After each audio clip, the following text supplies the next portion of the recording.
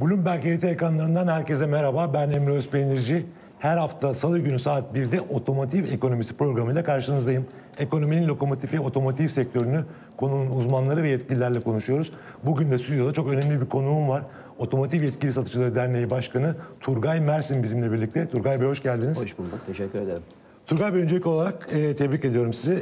Sonuçta özel bir durumdan dolayı başkanlık, bir yıllık başkanlık oyların oldunuz. Önümüzdeki süreçte de bu başkanlık devam eder mi? Tekrar aday olur musunuz? Yoksa bu geçici bir süre için miydi? Öncelikle teşekkür ederim tebriğiniz için. Biliyorsunuz Oyder tüzüğüne göre başkanlık seçimi değil, yönetim kurulu genel kurulda seçiliyor. Yönetim kurulu kendi içinden başkanını seçiyor. Mevcut eski başkanımız Murat Başkan'a bu vesileyle buradan da teşekkür etmek istiyorum hizmetleri için. Dolayısıyla onun kendi özel nedenlerle dolayı istifa etti. Teveccüh gösterip mevcut yönetim kurulunda beni seçerek Oyder Yönetim Kurulu Başkanlığı'na devam ediyorum. Tabii ki bir yıl içinde yapacağımız çok şeyler var. Eskiden kalan projelerimiz var, yeni projelerimiz var. Bu projeleri yapacağız, bitireceğiz. Yetkili satıcının dertlerini dinleyeceğiz. Önümüzdeki günlerde otomotiv meydanı diye bir program yapacağız. Bu programda bütün bölgelerde yetkili satıcılarımızı dinleyeceğiz. Buna bilgi işlem zorunda yapacağız, ziyarette değil. Dolayısıyla bu bir yıl sonra tabii ki yetkili satıcı arkadaşlarımız genel kurul teveccüh gösterir, seçerse niye olmasın? Tabii ki olabilir. Peki. Peki baktığımız zaman şimdi tabii Türkiye'de parametreler sürekli değişiyor. Pandemik sürecini yaşıyoruz. Pandemiye rağmen ilk 4 ayda, geçen sene de pozitif ayrılmıştı ama ilk 4 ayda baktığımız zaman otomobil pazarı, otomotiv pazarı %72 gibi, yani 260 bin adetlik bir sonuca ulaştı ki bu önemliydi. Böyle bir dönemde bu kadar artış. Mayıs ayında da 17 gün kapalı olmasına rağmen 50 bin adetin üzerindeki yarın resmi sonuçlar açıklanacak bir pazar oluştu. Baktığımız zaman çip krizinden bahsediyoruz. Avrupa'daki büyümelere bağlı tedarik sıkıntıları var. Siz önümüzdeki dönemi nasıl değerlendiriyorsunuz? Yani nasıl bir pazar önümüzdeki süreçte? Tedarik sıkıntısı olur mu? Geçen seneyi, 2020'yi geçer mi? Nasıl öngörüyorsunuz? Şimdi %72 bir pazar payı yükselmesi oldu. Mayıs ayında söylediğiniz gibi aslında bu kadar kapanmaya rağmen 50-55 bin adetli bir pazar açıklayacak yarın büyük ihtimalle. Böyle bir adedin olması önemli bir şey. Ama Türkiye çok dinamik bir ülke. Türkiye baktığımızda 80 milyon nüfusuyla bu adetler yakışmıyor. Dolayısıyla bu adetler bize çok yüksek geliyor olsa da aslında baktığımızda gelişmiş ülkelerdeki adetlere göre çok altındayız. Kesinlikle doğru. Ve dediğim gibi genç bir nüfus var. O genç nüfusun alım gücü var. Onların istekleri var. Bireysel araç sahiplenmeleri var. Turizm olan bir ülkeyiz. Dolayısıyla bu %72 geçen sene göre baktığımızda büyük bir büyüm gözükse de aslında baktığımız nüfus orantılı olarak çok büyük bir adetler değil. Önümüzdeki günlerde tabii ki çip kriziyle beraber bir sıkıntı yaşanacağı gözüküyor ama şunu ayırmak lazım. Geçen sene biliyorsunuz Avrupa'daki bütün fabrikalar kapandı ve üretimi durdurdu. Türkiye'de de keza öyle. Bu sene kapanma yok. Sadece tedarik sıkıntıları var. Dolayısıyla ben çok büyük bir sıkıntı yaşanacağını açıkçası düşünmüyorum. Ama tabii ki marka bazında, model bazında bunlar adetleri etkileyecek düşüşler olabilir. Bulunurluk anlamında sıkıntı olabilir. Ama geçen seneki adetsel anlamda o bulamamazlık olacağını düşünmüyorum. Çünkü dediğim gibi bütün firmalar, markalar kendi içinde bu çip kriziyle olsun, diğer ham madde sıkıntını hızlı bir şekilde çalışıp bunu çözmeye çalışıyorlar. Ayrıca fabrikalarda çalışıyorlar. Peki baktığımız zaman yıl sonu için öngörünüz, Oyder olarak öngörünüz nedir? Geçen sene üzerinde mi? Aslında ilk 4 aya giderken, hatta bugün dahil Mayıs ayı bu kapanmaya rağmen 1 milyon adetlere doğru gidiyordu. Ama işte bu yaşanacak olası çip krizi, işte Türkiye'deki olası bir kur politikasındaki değişiklikler ve faizdeki durumlardan dolayı tabii pazarın nereye evrileceğini çok kesinmek zor. Ama bir adet söylemek gerekirse yıl başında koyduğumuz işte distribütörlerin ve bizlerin söylediği 800 bin ve üzeri. Ama dediğim gibi önümüzdeki günler Haziran ve Temmuz'da bunun 1 milyonun doğru da gidebilme ihtimali var. Çünkü bizim en büyük dinamimiz biliyorsunuz faiz. Faizde bir düşüş olursa veya işte geçen sene gibi bir faiz kampanyası yapılırsa bu adet 1 milyona gitmemesi için hiçbir neden yok. Tabii ki yine arza bağlı. Peki faizde bir düşüş beklentiniz var mı bu noktada? Açıkçası tabii ki ekonomist değilim ama konuşmalardan faiz indirimi olacağı konuşuluyor. Belki biz önümüzdeki günlerde hükümetimizden işte ÖTV baremlerini konuşacağız biraz sonra. Faiz indirimiyle ilgili bir kampanya yapılması yönünde bir ricada bulunacağız. tabii ki bunların ellerindeki para politikasına göre eğer böyle faiz desteği olursa otomotiv iyi bir canlandıracaktır. Ama genel anlamda düşeceğini varsaymak, onu benim buradan cevaplamam zor olur. Peki baktığımız zaman tamam faizler artıyor diyorsan otomotiv sektörünü birebir etkileyen kurlar var. Yani kurlardaki artış durmuyor ve sonuçta baktığımız zaman bugün ÖTV baremlerinin de artmasıyla beraber ortalama otomobil fiyatları 300 bin liraya ulaştı ki 300 bin liraya birçok yerde ev birliğine alınıyor. Böyle bir ortamda yani ne kadar sürdürülebilir bir durum bu? Çünkü kurlardaki artışın devam edeceği öngörülüyor. Bir de matrah güncellemesinden bahsettiniz. Bir matrah güncellemesi olmalı mı? Bu konuda Ankara ile bir görüşme var mı? Bir talepte bulundunuz mu dernek olarak, sektör olarak? Evet. Sorunun içinde soru var. Hepsini cevaplamaya çalışayım. Şimdi tabii sürdürülebilirlik değil aslında. Tabii araba fiyatları çok arttı. Vatandaşlarımız ve müşterimiz haklı. Ama bunun tabii ki nedeni az önce söylediğiniz gibi kur politikası, ÖTV bareminin takılmasından dolayı fiyatların diğer ÖTV'ye geçmesinden dolayı fiyatların yürümesi. Bugün 85 bin, 130 bin ÖTV baremine giren araba bir anda 235 bin lira olabiliyor. 130 bin 1 lira olduğu zaman 275 bin liraya doğru gidebiliyor. Dolayısıyla orta sınıftaki bir araba 250-300 arasında oturdu. Kolay bir rakam değil bunları sürdürmek. Aslında tabii ki bu sadece vatandaşlarımızın alım gücünü etkilese de aynı zamanda biz yetkili satıcının sermaye gücünü de etkiliyor. Bu yönü de aslında burada söylemek lazım. Yetkili satıcılarımız çok para kazanıyor gibi gözükse de veya para kazanıyor gibi gözükse de bir taraftan sermayesini korumak için de adetlerini artırmak zorunda. Çünkü ciddi anlamda sermaye erimesi oldu. Düşünün, dün 150 bin liraya mal ettiğiniz bir aracı stoğunuza bugün 250'ye mal ediyorsunuz. Veya çıplak rakamı 100 liraya mal ettiğinizde 150 bin liraya mal ediyorsunuz. Dolayısıyla onu yetişmek, onun içine sermaye enjekte etmek kolay bir süreç değil. Dolayısıyla aynı zamanda yetkili satıcının ciddi bir sermaye erimesi de oldu. Bunu da sermaye enjekte ederek yetkili satıcımız büyümesine devam edecektir. Tabii ki ÖTV baremleriyle ilgili hükümetimizden bir isteğimiz olacak. Diğer kardeş derneklerle beraber belki önümüzdeki günlerde böyle bir istekte bulunacağız. Zaten bu kaçınılmaz. Neden kaçınılmaz? En son yanlış hatırlamıyorsam Eylül 2020'de güncellenmişti. O günden bugüne kurdaki artışı hepimiz biliyoruz. Dolayısıyla o eski rakamlar, yani baremlerdeki rakamlar çok açıkçası düşük kaldı. Bunun acilen güncellenmesi gerektiğini her platformda söylüyoruz. Bunu da hükümetimizden, devletimizden ricada bulunacağız önümüzdeki günlerde.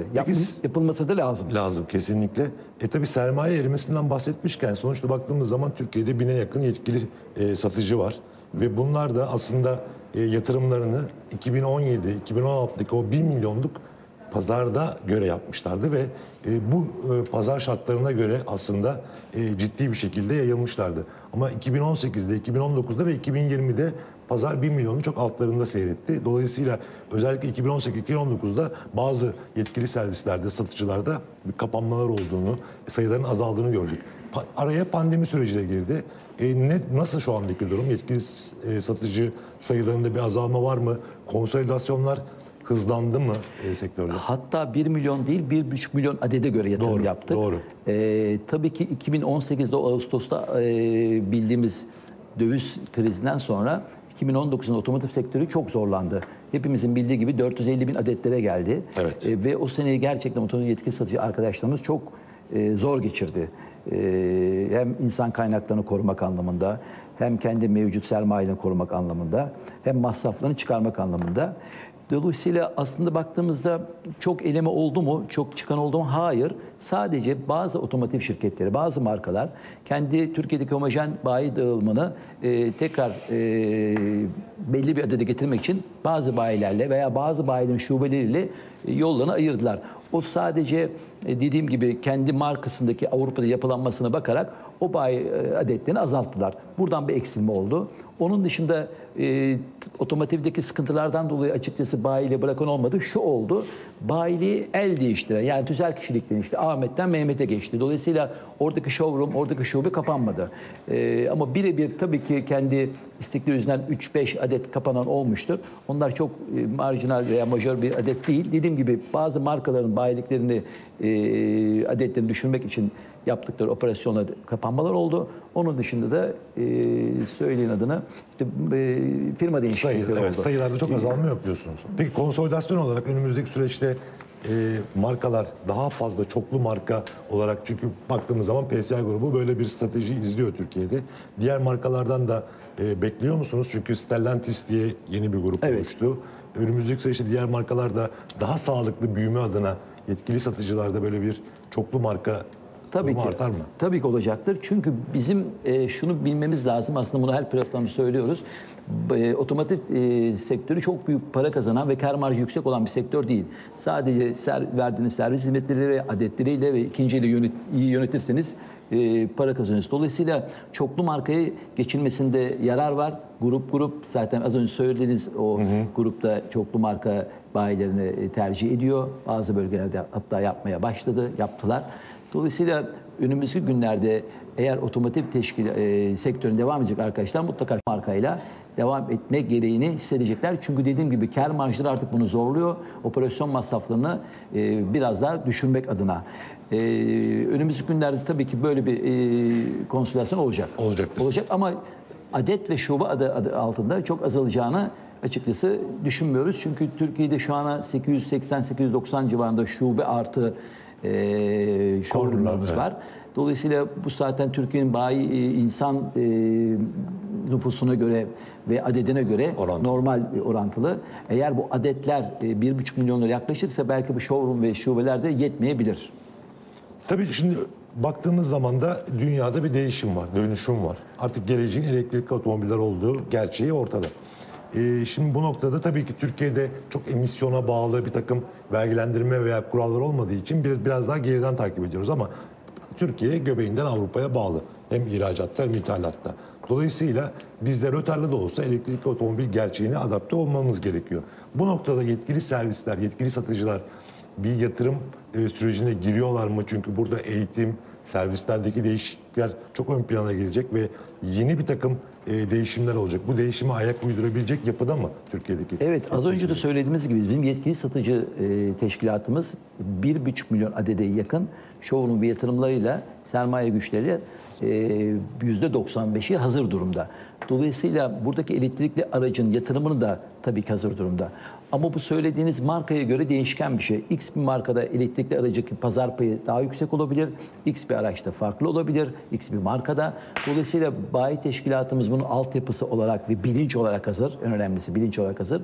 Dolayısıyla o markaların yaptıracakları yatırıma göre bunlara hızlı bir şekilde adapte olacaklarını açıkçası biliyoruz, görüyoruz bayi teşkilatının ve bu bilinçteler açıkçası. Peki baktığımız zaman sonuçta siz dediniz ki kar marjları düşük. Evet, otomotiv sektöründe kar marjları tüm dünyada olduğu gibi Türkiye'de de düşük. Yani sonuçta daha fazla para servisten kazanılıyor. Bu noktada elektrikli otomobiller bir risk oluşturuyor mu yetkili servisler için? Çünkü oradaki servis aralığı, servis bakım aralığı daha farklı olacak. Elektrikli otomobiller çok da fazla servis ihtiyacı duymayan. Orada yeni modeller mi gündeme gelecek? Güzel bir soru. Evet, bu elektrikli araç tabii ki bizim yetkili satıcılıkların yatırımlarına göre bir tehdit.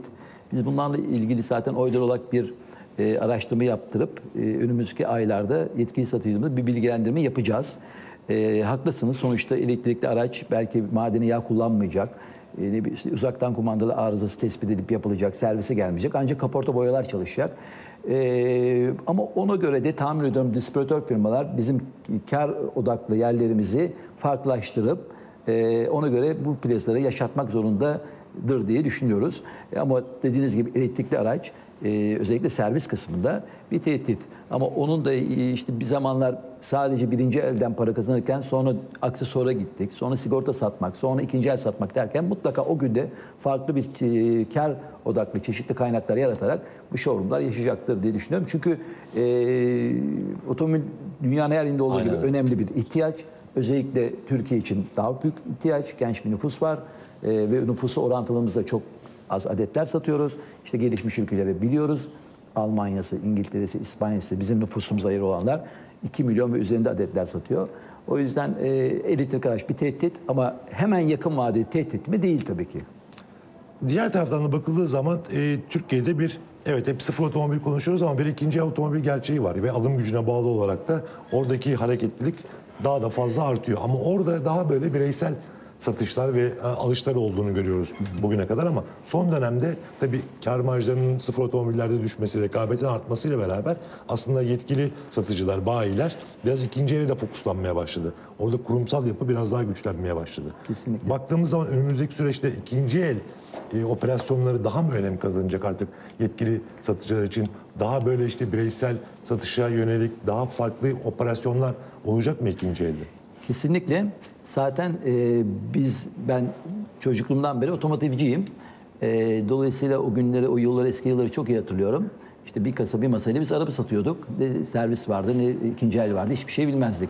Ama bugün geldiğimiz noktada özellikle son 10 senedir ikinci elle ilgili artık çok konuşulmaya başladı. Artık yetkili satıcının ikinci el operasyonuna önem vermesi gerektiğini, bununla ilgili hem sermaye yapısına hem insan kaynaklarına hem showroomlarına yatırım yapması gerektiğini anladı. Özellikle son 6-7 senedir yetkili satıcılarımızın birçoğu bu işi daha kurumsal hale yapıp buradaki kar merkezini görüp buna göre yatırımlarını tamamlamak üzere. Dolayısıyla büyük şirketler, kurumsal firmalar bu işlere girecektir tabii ki. Sonuçta vatandaş kazanır, rekabet güzeldir. Sermaye yapısını, insan kaynaklarını koruyan, çeşidini koruyan ikinci elde para kazanır.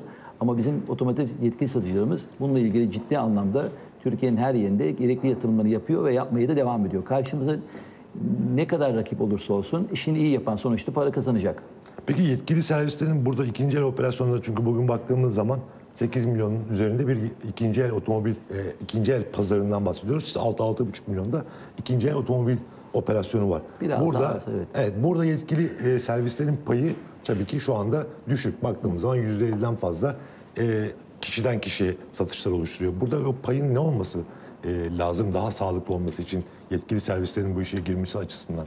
Yani ikinci elin yetkili servislerine gelmesi açısından mı soruyorsunuz, onu anlamadım.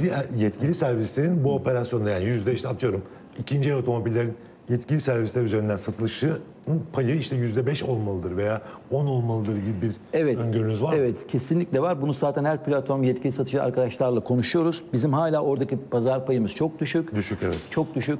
İşte ikinci el işi yapan galeri dediğimiz arkadaşlarımızın pazar payı burada yüksek.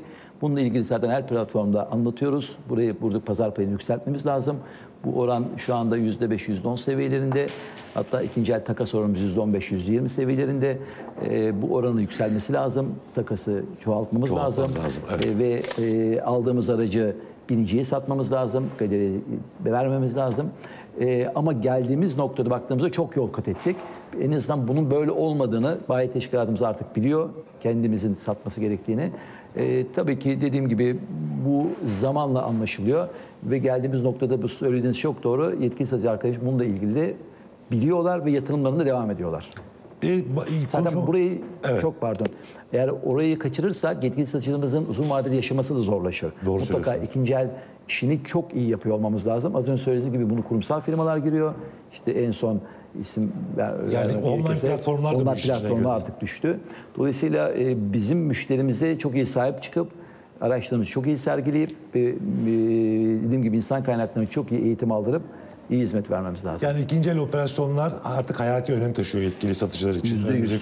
Özellikle geçen sene, geçen senede de bunu gösterdiler. Bunu gösterdi. Geçen sene birinci elde bulunduktan sıkıntıdan dolayı ikinci elde ciddi bir talep vardı ve ikinci elde bayi teşkilatı güzel paralar kazandı. Dolayısıyla o ikinci eldeki önem daha çok hissedildi.